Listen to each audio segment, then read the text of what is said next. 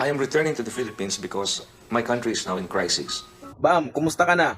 Kung manahimik ka, parang hindi ka tunay na dugong Aquino ah. Alam nyo ba na ang litrang L na ginagamit noon ng mga dilawan at ng mga dating oposisyon, ang ibig sabihin ay laya sa salitang kalayaan ng diktadorya, L sa salitang laban at pagtutol sa pang-aapi, L sa salitang linaw, paninindigan para sa katotohanan. Ito ang isang litra na may tatlong kahulugan. Ito ang prinsipyong ipinaglalaban noon ni Ninoy Aquino. Ito ang dahilan kung bakit siya namatay, mismo sa tarmac ng NAIA. Ang paliparan na ipinangalan sa kanya bilang alaala sa kanyang sakripisyo. Sa loob ng 30 taon na ipinaglaban ng bayan, huwag ilibing si Marcos Sr. sa libingan ng mga bayani dahil hindi naman siya bayani, kundi diktador na namatay sa demokrasya. Pero ngayon niyurakan ni BBM ang kasaysayan mismo. Ibinigay niya sa pribado, ibininta ang karapatan at pamamahala ng NAIA, kung saan binaril mismo si Ninoy. Parang bininta rin ang alaala ng kanyang kamatayan. At ngayong naulit muli ang mga kaganapan noong kasaysayan.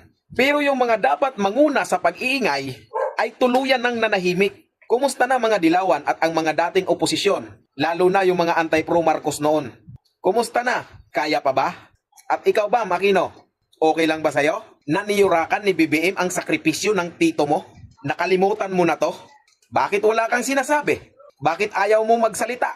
Hindi ka naman bulag, pipi at bingi, para di mo malaman ang mga nangyayari. Papayag ka na lang na yurakan ang alaala at sakripisyo ng tito mo? Ganon ka ba kahipokrito? Ganon ba kayo kahipokrito na gumagamit ng ganitong simbolo? Wala akong alam sa ipinaglalaban nyo noon, pero alam ko kung ano ang sinakripisyo ni Ninoy Aquino. Sinakripisyo niya ang buhay niya para sa demokrasya na natatamasa natin ngayon, na binababoy ulit ngayon. Papayag na lang kayong ganon? Kami ngang mga DDS hindi pumapayag na hindi namin ginagamit ang ganitong simbolo. Dahil ang simbolo namin ito, na ang ibig sabihin nito ay tapang at malasakit. Pero hindi kami pumapayag na mababaliwala ang sinakripisyo ni Ninoy Aquino para sa demokrasya na pinaglalaban niya at naging dahilan ng pagpatay sa kanya. Tapos kayo okay lang? Tatanungin ko kayo, ano ba talaga pinaglalaban nyo noon? Bakit bigla kayong tumahimik ngayon? Baka mayroon kayong ibang alam sa twist ng kasaysayan tungkol sa totoong katotohanan at dahilan kaya ang pagyura at pananahimik nyo, pati mga anti-Marcos at ang dating mga oposisyon, pati mga dilawan, ganun na lang. Huwag nyong hayaan na isipin namin na ang motibo noon sa EDSA People Power ay hindi demokrasya at kalayaan ng taong bayan, kundi kalayaan ng mga oposisyon sa